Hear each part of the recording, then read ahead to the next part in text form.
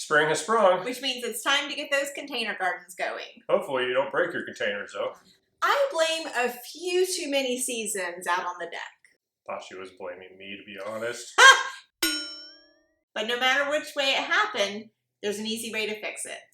I'm Daniel. I'm Jay-Z. This is Just My DIY. Today we're going to show you how to fix a broken planter using JB Weld. And just a few other materials. So let's get started. We start by giving it a good cleaning. Took all the dirt out, then used the hose to rinse out the majority of the dirt, and paid special attention to the crack that we were going to be putting back together, using a sponge to get as much dirt off it as possible. Then another quick rinse, and then it went onto the deck to dry in the sun.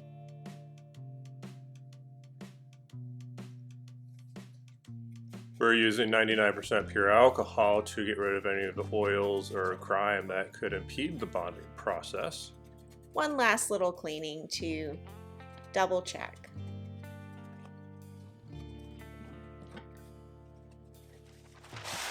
Then we laid out a piece of freezer paper and taped that down to the workbench to give us a nice disposable work surface.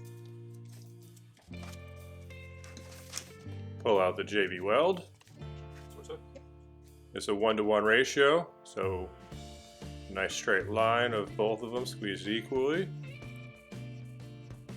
And recap and a popsicle stick to push it all together and mix thoroughly to a nice blended gray. You want to avoid any white streaks or black streaks.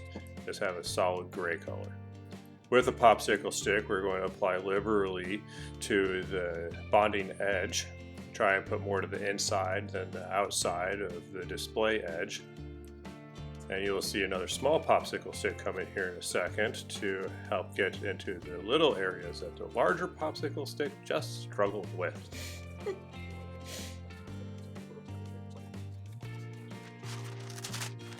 Once we got that done, just another clean work surface for us to do the bonding on.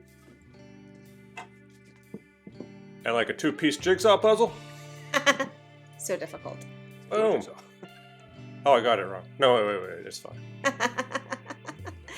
While Daniel gave it a good squeeze, I wiped off the initial excess that came out. Keep in mind this is a dry shop cloth. Do not use alcohol on the crack. We used some bungee cords to clamp it together and then wiped off a little bit more of the excess that came out once it was clamped. And there it sat. For at least 15 hours. Which for us was the next day. On bungee, give it a quick check. It's still a planter. So we put some rocks in, and some dirt, and some plants, not before she pets them. I was loosening the dirt to give the roots some breathing room. Yes, roots breathe. Perfect. Perfect. You know what I mean. A little bit more dirt and then another couple of plants, and then the planter went right to its home on the deck. We do want to note that it made the trip from the shop to the deck with no issues, no special handling required, like it feels good as new. I thought I was special handled. It was a dirty job. But somebody has to do it. And luckily, this dirty job was both quick and easy. So if you liked what you saw, click the like button, subscribe, ring the bell, leave a good comment, and of course check out the things you need to do this down below. And if you're not watching this on our website, head over to justmydiy.com for more. Thanks for watching.